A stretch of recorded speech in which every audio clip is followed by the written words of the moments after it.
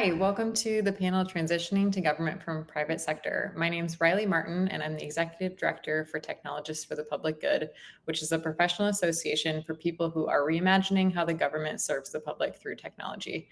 I also personally came to this work through having worked for city and state government, digital services, and technology myself. Thank you for joining us today for this fantastic panel about how to have the most impact when joining government. Before I introduce our panelists, I'll encourage you to drop your questions in the chat as you have them, as we've preserved time at the end to address these. Now, on to introducing our panelists. Aroon Ramadoss serves as Chief Technology Officer to the CTO within the Department of Veterans Affairs of the Chief Technology Officer. David Holmes serves as the Director of Engineering for the Maryland Digital Services, and Ivy Teng serves as the State of California's first Chief Digital Strategy Officer, overseeing the integration of emergent technologies, including generative AI. Thank you all for joining us today. Let's dive in. So for this first question, I'll ask anyone who has an immediate answer to this just to jump right in. But all of you have held executive positions in well-known tech companies and also served and recently joined government. We have hundreds of folks here today considering a role and transition from technology to government. Many may not have considered the nuances when you make that transition, and we would love your insights on that. If you could all briefly introduce yourselves and tell us how you define public interest tech and the tech to gov ecosystem. Jump right into this. Go ahead, David. Go for it. Thank you, Reilly, and thank you, Technica, for having us. Good afternoon, everyone. My name is David Holmes. I'm currently the Director of Engineering for the Maryland Digital Services, where my role is to bring the best of private industry standards to the government. Currently, I'm working on a project to improve how the state does procurement and making it more accessible to everyone. Throughout my career, I've had a mix of public and private experience, from working at the White House to working at startups that eventually became valued over $1 billion. So what does public interest tech mean to me, and why do I keep coming back to it? So in my ad tech days, the main focus was boosting profits, right? However, in public interest, it's not really about the bottom line. It's about making a real difference, whether it's improving the services for a single parent in need, or leveling the playing field for minority-owned small businesses. That's what drives me every day. For me, it's mostly about impact and not income. And if you have the skills to help people, then you should use those skills to help people. Thank you, David. Aroon, do you mind if I go next? Sure, go ahead. Thank you, Tech2Gov, for having me, and thank you, Reilly, for the introduction and opening up the panel. My name is Ivy Teng. My pronouns are she, her. I am actually a native New Yorker who recently moved to California. Much like David's experience, I spent majority of my career in the private sector, anywhere from Fortune 500 companies all the way to really building a company from the ground up at tech startups. My role today is an integration of both my professional experience as well as my lived experience as an undocumented immigrant who recently became a citizen less than a year ago, to really serve the country and the state in a way that connects technology closest to those who rely on them. I find a lot of joy in being able to connect the dots between policy, government, communities, private sector, public sector, as well as the philanthropy space. So I'm really excited to be here today. I hope to keep in touch with all of you. Please feel free to find me, and obviously for other folks on LinkedIn, and we can continue to keep in touch from there after this panel. Thanks, Ivy. Aroon Ramadoss. I am the Senior Technical Advisor to the CTO at the Department of Veteran Affairs. I spent most of my career in the private sector, and this is my 4th week in government, actually. And I have broad experience building software and engineering teams in India, Malaysia, and then in the US for the last 20 or so years. Spent most of my time at Netflix, which was a startup when I joined, and we were about, I think, 11 or 12,000 people when I left. So that was an incredible journey. And then when I was thinking about what I wanted to do next, technology in government was an area that excited me because it was an opportunity to help people using technology. As David mentioned, when you're in the private sector, your motives are profit driven, or you're trying to make a great customer experience. Whereas in government, you're providing service for people who need it at the most critical time. And it was very attractive for me to make the jump. So I'm looking forward to talking more about it today. Thanks, everyone. Great to hear about your whys and why joining, and would love to also hear if you have a project that sticks in your mind of like what triggered the why, or either a specific example or an opportunity where you're seeing the opportunity to apply your skill set to a specific project in government. Aroon, it looks like you have an example. Let's start with you. Yeah, I got interested because when the government launched the healthcare.gov, and when that didn't go well, a bunch of people went to help and turned it around. And that led to the start of US Digital Services and a lot of the modernization that we see in government. And I had followed that very closely. It's a great example of citizens and technologists coming together to make something that's so valuable for government work. And that was my motivation of why I wanted to come and try technology in government. Ivy, how about you? Well, I was not allowed to apply for jobs or not eligible to apply for jobs for government up until a year ago. So after being in the country, being undocumented for over 20 years and finally having the opportunity to adjust my status, that the moment I had my naturalization ceremony, I started thinking about what else I can do with my privilege. And my hope is that my story, as well as the community that has raised me, continue to support me throughout this journey now that I have a seat at the table. And it feels incredibly important and such an honor to be able to voice and be a translator, be a conduit of some of those messages. So my why is both, personal and professionally speaking as well, having seen how rapid and how innovative the private sector has really brought technology to surface, and the fact that a lot of people who are creating that technology are, quite frankly, not folks who are majority of the population that government is serving. So when it comes to that inequity and really truly building equitable technology, inclusive technology, design processes, what might it look like to actually have a community member at the table with the same power to make some of those decisions? And that's what excites me a lot. And, I know part of the why is something that I've brought with me throughout my career and will last throughout this job and beyond. And I hope that as you all are listening, you're able to find that why that really is that you don't, give up because this job didn't work out, but that you're able to have a sustaining why throughout your entire career. And if this is just part of that journey to do sort of like a tour of duty, so to speak, so you actually know what's going on inside. Yeah, so much of it becomes personal or is personal and drives the work. And you see that, I think, in a lot of the colleagues that you have. David, would love to also hear from you. I know you've jumped in and out of government. We're glad to have you back. But if you could also speak to maybe a little bit of that experience of being around, going back into private and coming back, that would be great.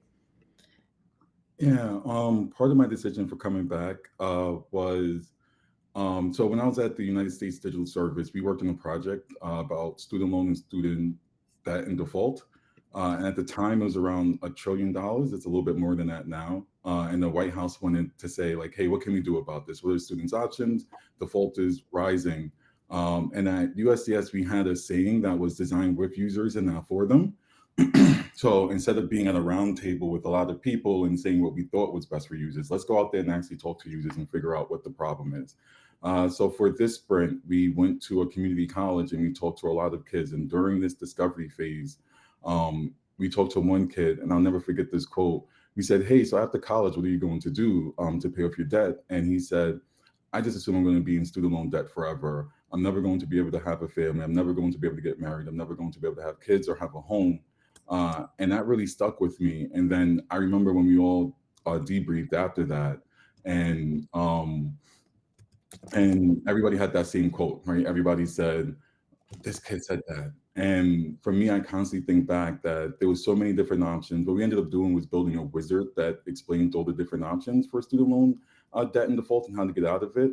And I also helped personally my sister in that wizard. She came to me one day and said, "I actually don't want default. And I'm in default. How do I help?" And I said, "Oh, I know all this stuff because of this discovery sprint, right?" But I go back to that quote that kid said and said, "Hey, we have a way to help this person. Why not help them?" So as I was thinking about going back into government, I said, "Hey, I have the skills to help. I want to use those skills to help people." Awesome. David, I'm going to go right back to you. I know Director of Engineering, right? Seems like an interesting role in government. Maybe you can speak to a little bit more of what that actually means and how that plays out. Yeah, for the state level or federal or just in general? Just in general, or specifically, you know, what's coming top of mind. Yeah, top of mind, how that plays out is, so one thing when I was at USCS, I eventually worked at various different projects and became engineering director. And now even in this role, that's very important to me is hiring good, talented people to come into government. That is extremely hard. And one thing I noticed when I was there, I would do a lot of booths and a lot of conferences, and everybody would come up to me and say, "Hey, can I go work there?" And I don't have a college degree though. And for USCS, you didn't need a college degree. But throughout the industry, that is something that has been shifting, right? A lot of even private industry companies are not saying college degree is a hard requirement. And as I'm even coming into this role, I'm learning for the state. We had a RFP come out, and one of the requirements they had me look at said a college degree, and they wanted a master's degree for a junior programmer. And I said, "Wait, hold up. Why do you need a master's degree for a junior programmer?"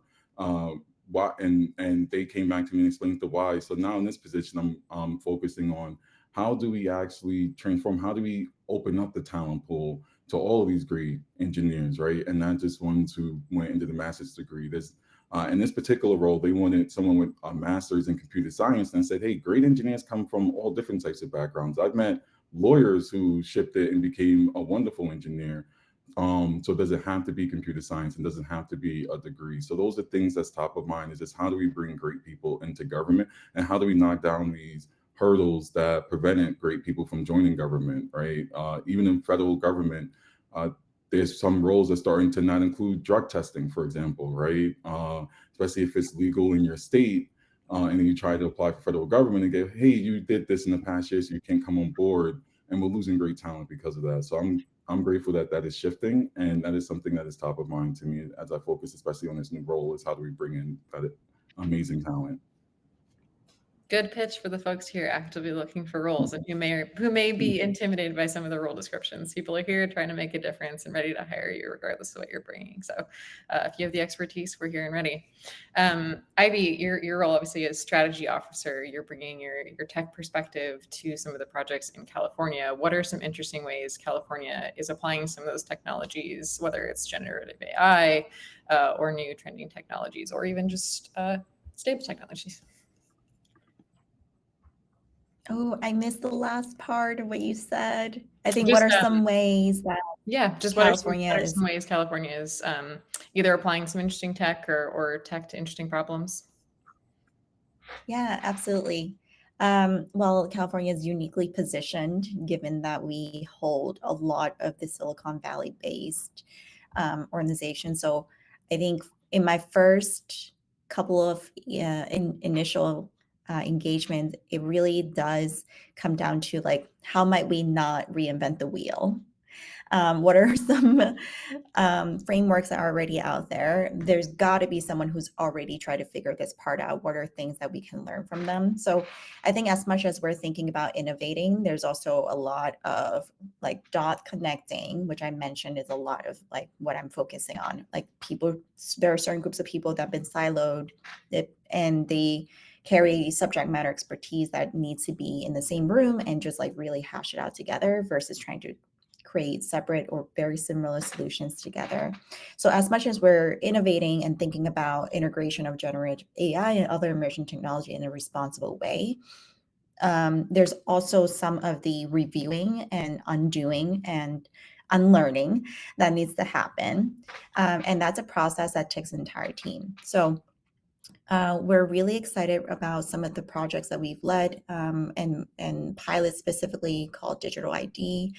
We've also begun to really pioneer what it looks like to procure generative AI in a responsible way, both within the state and to really engage the vendor community that allows us to do a lot of the understanding of how generative AI and integration adoption process might affect, our residents.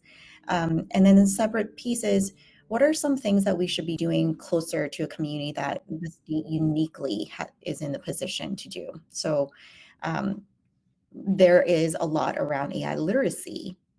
Are there trusted intermediaries that can be doing that and is already doing a very great job at it? And what can the state actually do to really double down on their impact? So sometimes, and this is a very, I think, unique perspective that I have, is that it's less about the advancement of technology. It's more about making sure that the application of the technology is actually working out for everybody, and we're really designing for the margins. So not the biggest, greatest tech is always the best thing out there, but that in fact we're really understanding how we are giving ourselves a report card on impact and accessibility and usability. Well said. I always enforce with people to advancing technology is great and we should be trying it, but also these are a lot of really important services that we need to keep stable and ensure that people can access them. So it's a really fine balance. And I'm excited that we have really good folks focusing on all of that. Similar question to you, Aroon. Obviously, like fresh on the job, a month in, ideas I'm sure are swirling in your head, but what's one exciting project you're excited to jump in at the VA on? I'm still trying to figure out what is that one project, because it's literally my 4th week and just learning everything that is the VA. But something that I can speak to definitely is the VA has been at the forefront of modernizing technology for the last 8 years. They've been doing amazing work using human-centered design. For example, they've completely revamped the web experience and the mobile app. And the mobile app has been downloaded, I think, 2.2 million downloads, and has a 4.8 stars on the App Store by 130,000 veterans. So they're doing some amazing work, but what we need to do more there is to scale this work. So we need, similar to what David was saying, we need amazing engineers and designers and product people to come and work for the VA and other government to really scale the effort so we can grow this in a big way. They've also been using machine learning for the last 10 years and making impact in veterans' lives. And there is a department that's focused on AI and machine learning being led by Kimberly McManus. So there's lots of exciting opportunities, both, just building great technology, but also in AI. So I would really encourage people to look at the VA as a place to come work.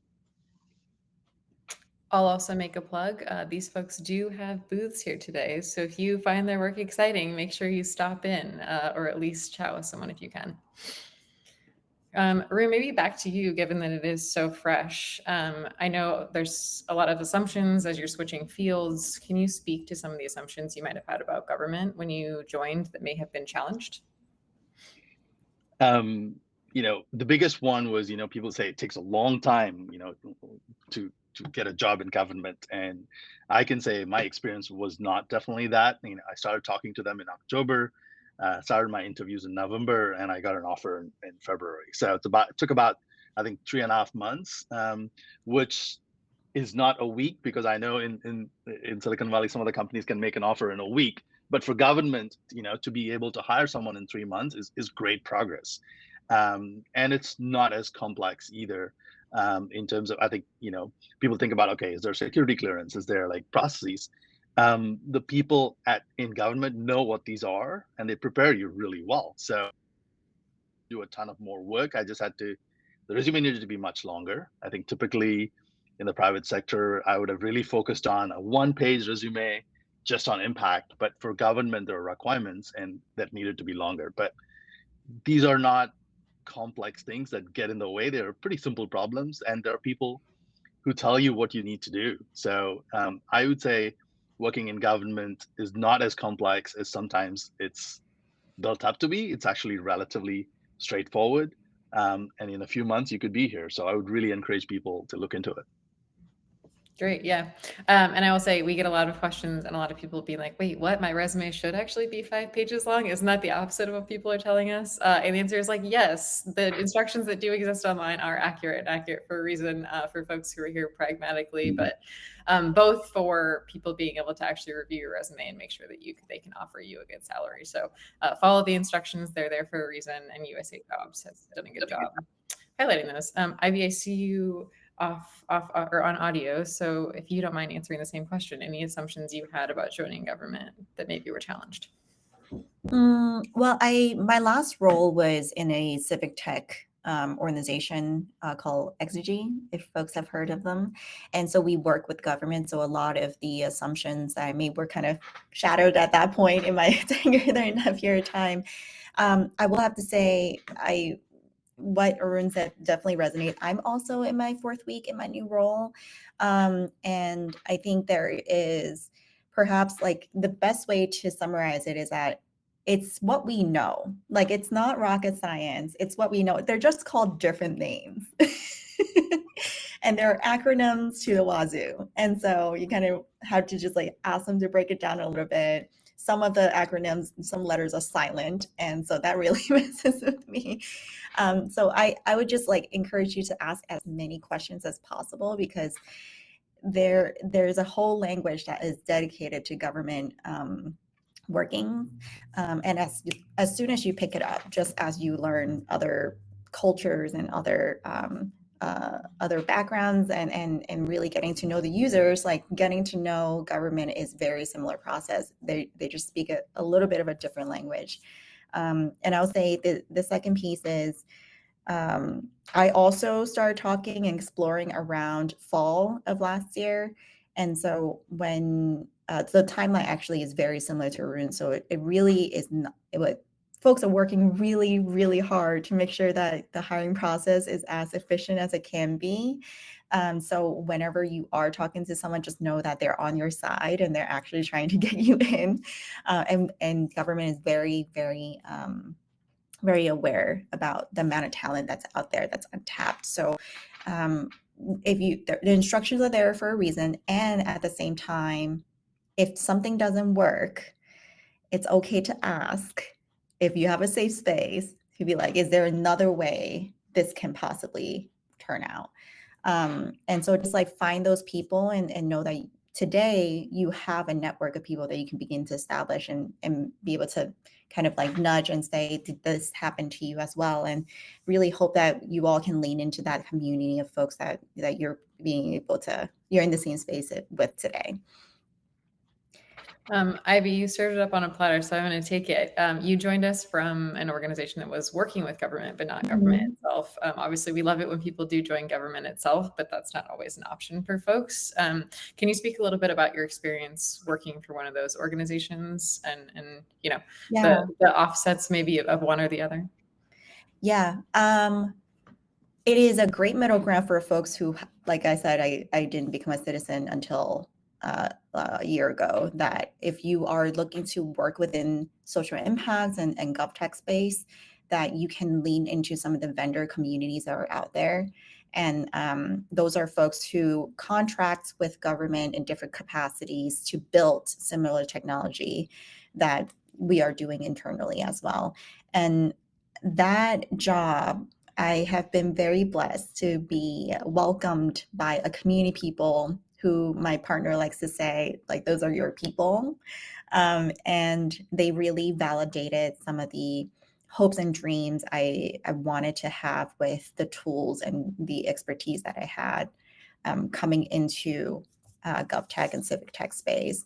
And so this goes for all jobs, but like finding the right manager who can shade for you, and plant seeds with you and really nurture and help you do some of that transferable skill exercise and have that opportunity for you to like run with initiatives are extremely important. And you kind of get that in the private sector side of the GovTech space, because there's just way less processes that have been that might come as, quote unquote red tapes, and you have a lot more space to innovate, and you also get the opportunity to get to know across the government spectrum and other civic tech leaders in the space. There are amazing amount of conferences and convenings that are held within that space as well, and I really encourage you to find time. And sometimes the tickets are maybe a little bit cost prohibiting, but you also get like a community of people, and then there are ones that are very affordable. Majority of them are very affordable because there's a true focus on really inviting folks who can attend some of those events. The last thing I'll say about that community, the vendor side of the community, is it's for you to play chess well, you kind of need to know what it's like to play with yourself as one of the players at the table. So if you want to join government and you get to see what it's like on the vendor side, you kind of are able to bring that perspective once you're at this side of the table. So it's always good to kind of switch your seats a little bit if you're hoping to join the government technology space. Did I answer your question? Yeah, that was great. Really appreciate it. Yeah, we always say, it takes a true ecosystem, and that is definitely one piece of it. David, final question to you. Anything that has been challenged either when you initially joined or as you've been re-entering in the last few months? Yeah, I think I'll plus one what Aroon and Ivy said. Hiring can be fast. So before I joined my current role, I had an offer for another place, and I thought that the state of Maryland wouldn't be able to compete time-wise, and it was going to take 6 months to hire me, right? I think I interviewed January 5th, and I started February 21st, and I could have started faster or sooner, but I had to start on the date that the payroll started. So hiring can be fast. Don't be intimidated. Just apply. And I know even in the federal space, it's gotten a lot better. The second thing I would say is that challenged my assumptions was I thought the bureaucracy would shut everything down and it would be too hard to get anything done my 4 years in federal government, but it turns out that's not true. If you know the right people and you have the right executive stakeholder support, you can get anything done fairly quickly. You can knock down so many different hurdles. Thing I would say is sometimes people, you'll hear this a lot in government, and this is one thing that you have to actually end up challenging, is people will say, it's the policy. We can't do this because of policy this, policy that. And you just say, show me where it says that policy. And sometimes some people can't even actually point it out. They're like, well, somebody told me it was in this email somewhere. So it's like, all right, that's not the policy. So let's actually figure out how we can move around this. For like example, when I started this job, during my interview process, I said, I use MacBooks exclusively. And I said, I've used MacBooks since I was a kid, and I went to hackathons, and I showed up with a Windows computer, and everybody at the first TechCrunch had MacBooks. And I said, in order to be a real engineer, a real hacker, I needed MacBooks. And ever since then, I did MacBooks. But when I did my interview process, they said, we're a Windows shop, you may not be able to get a MacBook. And then even when I got my Windows PC, I asked the guy, the technician, I said, hey, can I get a Mac? And he said, well, we're a Windows shop, policy is we're a Windows shop. And I said, okay, where's that policy? And who do I need to talk to about changing that? And they pointed me to the person I needed to talk to. I asked him, I said, is that policy? He said, no, that's not policy. And actually, we've been thinking about doing a pilot. So a month and a half after I started, I got my MacBook. And I'm using it. I'm one of the few people who can use it now. I go to meetings and people say, how did you get that? I'm like, I'm part of the pilot. And hopefully everybody else can get it in 6 months, and we can actually write a policy that says you can use whatever you want. And we're actually looking at asset management tools so that way we can deploy it across the government. So those are some things that ended up being challenging, or that was challenged, or I thought that I couldn't be able to do, that I was able to get done by just asking the question. So just ask and challenge the assumptions is what I'm hearing from all of you. I love it. Final question for me, and then we'll go to audience questions. But obviously, any job takes an adjustment. But would love to hear if there's anything particularly that sticks out from you all from transitioning to from private sector to public sector, and if there was anything in particular that helped you prepare, or something that you wish you would have thought about or gotten as you prepared, in case folks are making that transition. Acronyms, millions of them. acronyms, and no one It's has true. solved It's true. Like it's millions of acronyms, and you need to understand the lingo. That's been just, joke aside, obviously. But for me, I would say the biggest is the scale. Like I look at the VA, and the VA has over 400,000 employees. They have 130, like I think they have 13,000 healthcare centers around the country. And I'm used to, in the private sector, a company that I go to as a leader, to be able to understand the ins and out of all the things that works. I have to change my mindset to say that's going to take me years, just because it's so huge. And that's a transition, because the scale is very large, but it's also an opportunity, because when you're able to make a small change, your impact is so much bigger because of the scale that you're talking about. So for me, I would say that's the challenge. It's a very large organization. You're trying to understand how everything works, and it's very complex, but it's also an opportunity, because when you make a small change, the impact is very big. Well said. Acronyms. It'll also reinforce a plug. One of my colleagues dropped a link in chat for folks to check out of just navigating what this looks like. Particularly, the Tech Talent Project has done a good job mapping job descriptions. So if maybe you're looking for something that says product manager, not all government roles might have that in their title because of a variety of reasons. So there is sort of a mapping tool to break down some of those related acronyms or nomenclature things. Ivy, it looks like you also have a thought, if I can jump over to you. Yeah. I think you have kind of need to like right size your expectation in what is defined as success, especially in the private sector. And the stereotype is like, built fast, break things. But when you're working on the social impact side, you are just as successful to work slower and more thoughtfully and more intentionally and more users focused. And it's okay to take extra time. And sometimes it feels like, oh my God, why are we so slow? Why are we so like bureaucratic and stuff like that? But truly it's because every decision you make, like Aroon said, like even the smallest change can impact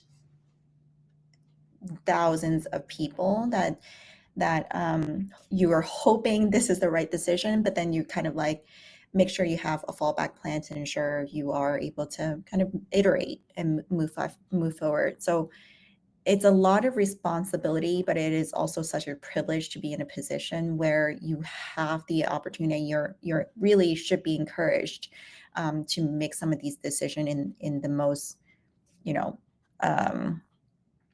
resident focus and protective way, so that we are reducing harm with every decision that we make. So right sizing the expectation of what you define as success. It's not like every single day you're like just shipping things, which again, shipping things, the gong, the emojis, those may be what your muscle memory used to tell you. But then coming back in, it's really taking time and being able to listen, even if like it sounds like something you don't agree with. It's being able to listen and being able to hold space for those different perspectives. They come from different places for a reason. So right size those expectations and know that, again, finding that why that you can hold on to, even if you're running into roadblocks today. Thanks. And David, if you can answer as well.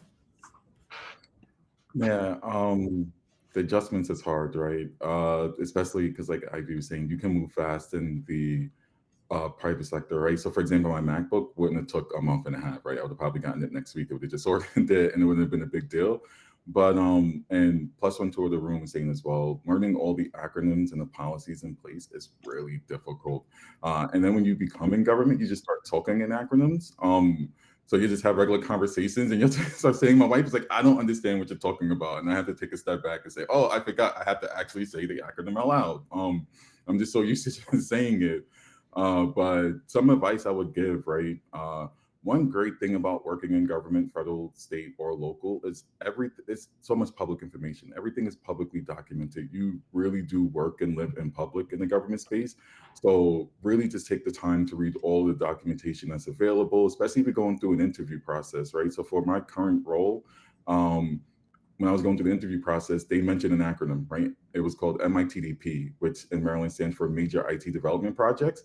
But they didn't actually explain what it was, but I already knew what it was because it was all publicly available. I actually even brought up an example project, like, hey, how about this project? I even used the acronym for that project too as well, and said, how is that project going? What's the status of that? And it was just like really impressive because everything is just available online.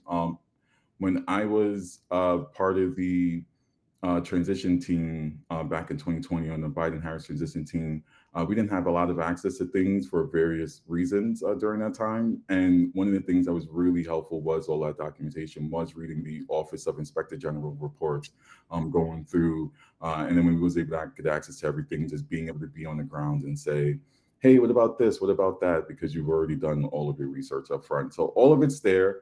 I will say, especially when it comes to acronyms, I worked at many different agencies, so like Department of Education, Social Security Administration, SBA, and some people will use the same acronym but in different ways. So make sure you always ask, hey, what do you mean? Because you will find yourself trying to Google it and not ask the question, and then you'll be completely wrong, right? And then that happened to me in my beginning phase of government, where I was Googling these acronyms and was completely wrong. And I was like, why are they saying it that way? And it's like, that's not what they mean. And I've never been in a room where, even today, where I can just simply ask, hey, what are you talking about? Stop the conversation. Say, hey, what does that mean? Can you tell me more about that? And people are just super excited because everybody does realize that we use too many acronyms. So never be scared to ask questions. Solidarity, everyone's been there. So we got over to audience questions. We got an audience question maybe directly related to this about what's the best first step when you're thinking about the transition. I think we've heard a few good answers of research. Do you research, connect with folks who are willing to chat, like folks here and Ivy who volunteered any additional conversations, and I'm sure other folks have as well. Showing up here, I think, is a great first step, right? There's a lot of folks that you can talk to and interview right here today, but if anyone else has an immediate reaction, that was a good first step for you. Happy to hear it. I mean, there's lots of resources out there. Don't be shy about reaching out. LinkedIn, people are pretty good about, right? I think about it as in the private sector. If you wanted to get into a specific space, what would you do? You would Google and say, which is the company that's doing that in that space? And then you'd go to Google and put in the name of that company. I mean, you'll ping the person. You could do that, right? And you can just reach out. You can reach out to any of us and we can point you in different directions. And there's organizations dedicated to it as well. So, Tech Talent Project is an example where I learned about a lot of this stuff. And there's others that David and Ivy can speak to as well. I have a much more, I think, soul focus, like soul, SOUL focus advice, which is find your support system. Because especially for folks with my experience and lived experience, I think you just need someone to be like, it's going to be hard, but you've got this. You can keep trying, or like, hey, this doesn't feel like it's speaking to you because it's sometimes not written to speak to folks like you, and it's okay. Like, here's the translation and here's how we move forward. And hence why some of the instructions that the organizer of this amazing forum is providing, those templates, follow that, because they are doing the translation for you. And know that when you go into a space and enter into a conversation, it feels like something is not fitting. Sometimes that's expected, and sometimes follow your gut instinct and just make a turn, make a pivot, but don't completely give up because it's not you. It's really not you. It's a system that we all know could use a little bit more innovating as well. So don't give up, find your support system. I know I had Angie, who used to be at Tech Talent and now at OBM, I forget the acronym again. But she was always available on text, CJ as well, and Cass and everyone at Tech Talent was incredible and was on call whenever I needed to vent, or even just is this normal? So find that support system for yourself.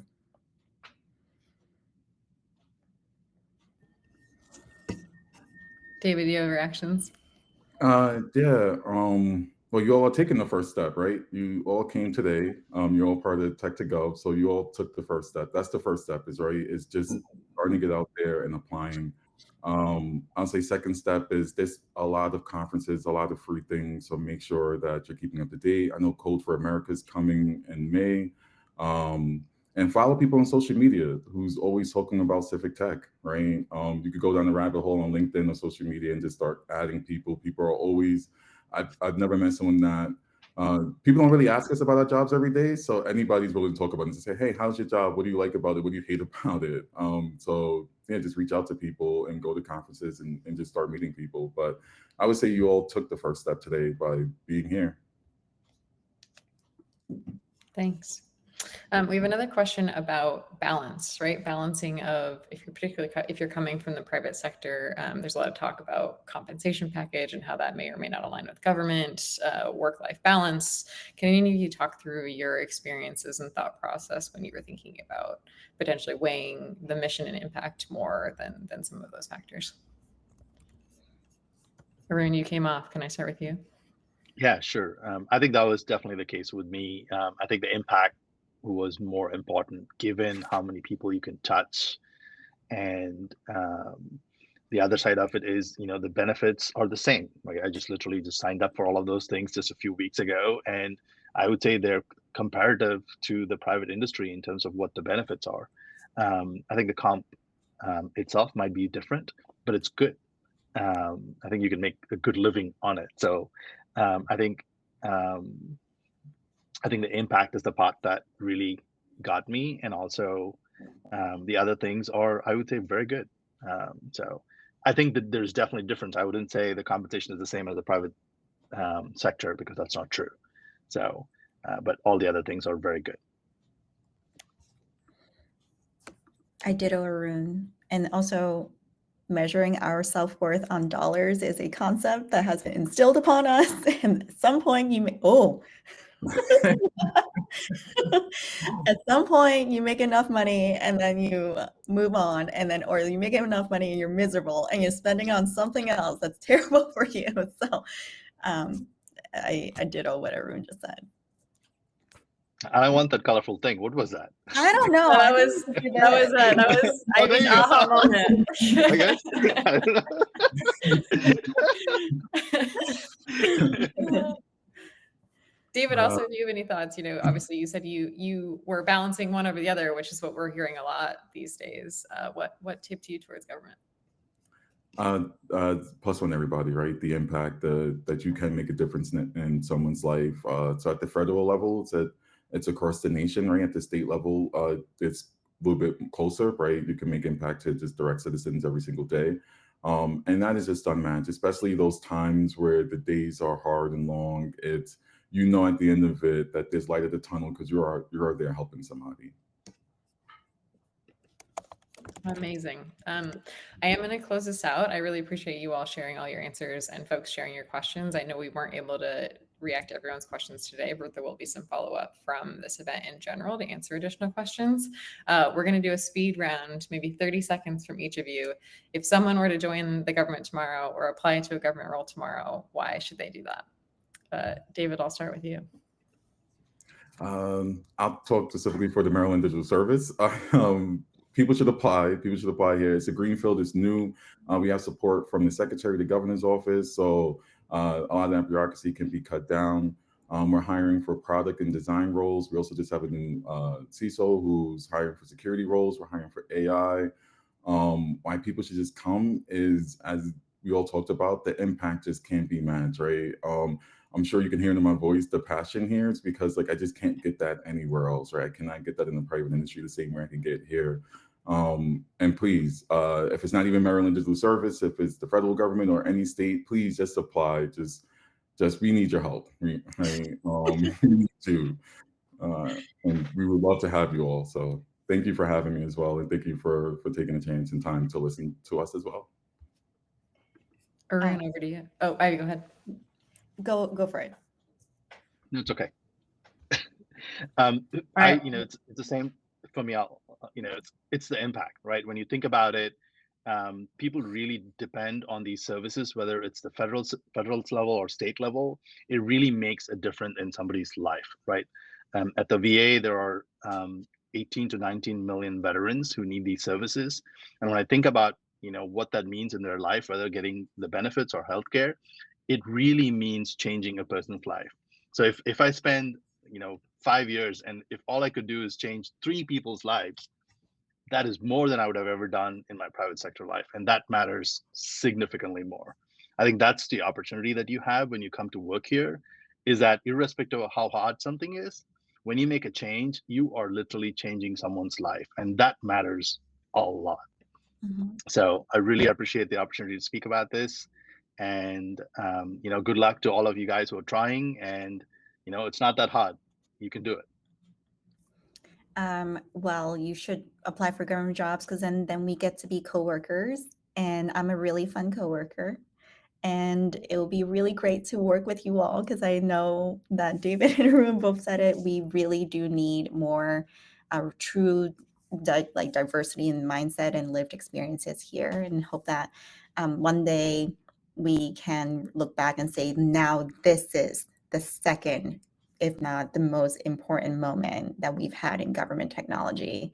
And truly, with generative AI and emerging technology, we have not had a better innovative moment than the last couple of years and the next decade to come. So it's a great time to join. You want to be on this ride, and then we can be coworkers. Amazing. One last round of thank yous to all of our panelists, both for being here today and for putting your time and efforts into government. We're so grateful that you've chosen it. And one last pitch, they do all have booths here today and are actively hiring. So if you're looking for roles in government and government tech, make sure that you get your applications in and reach out and connect with folks. Thanks for joining. Thank you.